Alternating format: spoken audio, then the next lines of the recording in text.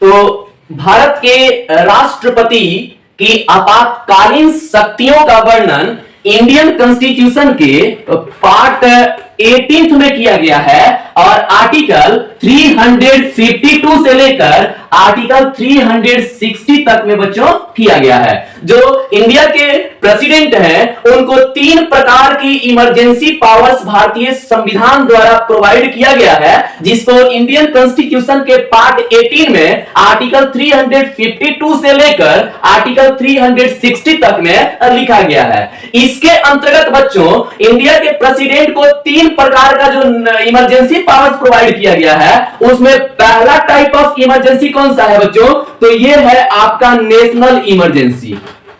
पहला है आपका नेशनल इमरजेंसी और नेशनल इमरजेंसी को इंडियन कॉन्स्टिट्यूशन के आर्टिकल 352 के अंतर्गत लिखा गया है। होता क्या है बच्चों कि जब देश पर, अपने देश पर कोई बाहरी देश, कोई दूसरा देश यदि अटैक कर दे तो उस परिस्थिति में प्रेसिडेंट को पावर होता है इंडियन कॉन्स्टिट्यूशन के पार्ट 18 में आर्टिकल 352 के अंतर्गत लिखे गए प्रावधान के अनुसार पूरे देश में प्रेसिडेंट राष्ट्रीय आपातकाल की घोषणा कर सकता है। यह पहला कंडीशन है, यह पहला ग्राउंड है जिसके आधार पर नेशनल इमरजेंसी को प्रेसिडेंट इंपोज करता है। दूसरा ग्राउंड होता है बच्चों कि जब देश में आंतरिक अशांति की स्थिति उत्पन्न हो जाए, जब देश में इंटरनल डिस्टर्बेंस उत्पन्न हो जाए, वैसी परिस्थिति में भी the president of India can impose national emergency according to article 352 of Indian constitution in the whole country. ये बच्चों दूसरा ग्राउंड हो गया।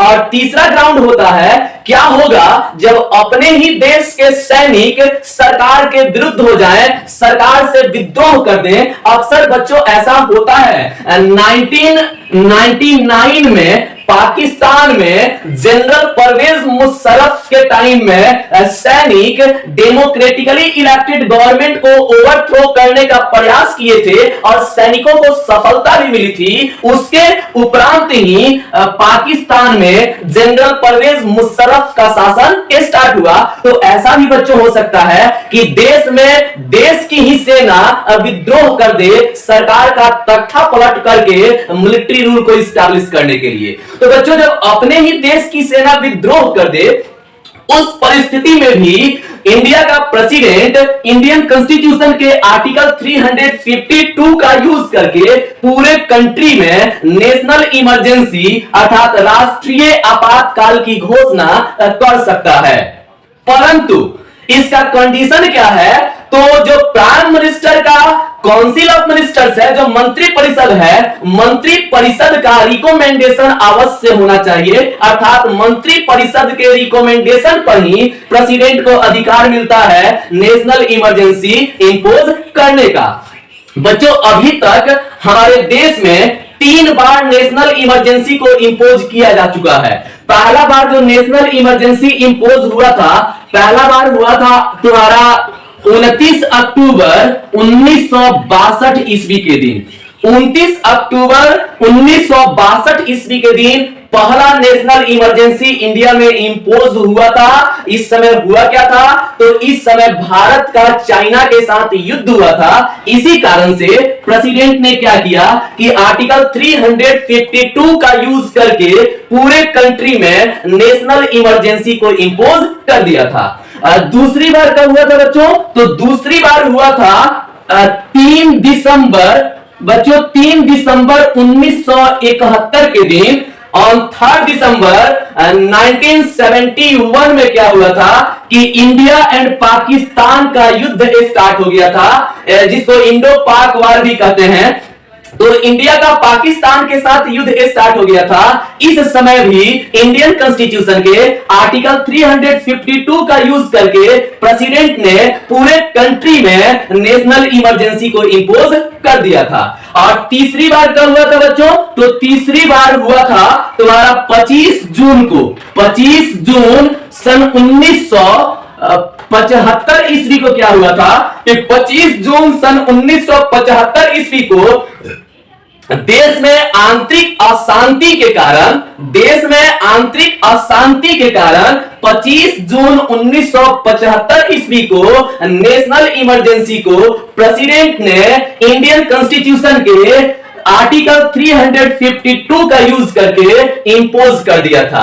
और जब भी बच्चों नेशनल इमरजेंसी को इंपोज किया जाता है, हमारे फंडामेंटल राइट्स हमसे छीन लिए जाते हैं, फंडामेंटल राइट्स को कैंसिल कर दिया जाता है, सिर्फ राइट टू लाइफ को छोड़कर और कुछ पर्सनल लिबर्टीज को छोड़कर बाकी सारे फंडामेंटल राइट्स को हमसे छीन लिया जाता है।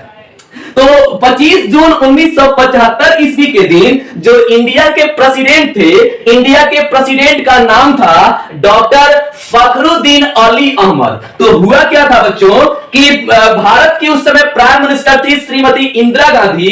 इंदिरा गांधी ने क्या किया कि एक लेटर लिखा डॉक्टर फखरुद्दीन अली अहमद जो इंडिया के प्रेसिडेंट थे, और लेटर के आधार पर पूरे भारत में नेशनल इमरजेंसी को इंपोज करने का रिकमेंडेशन कर दिया।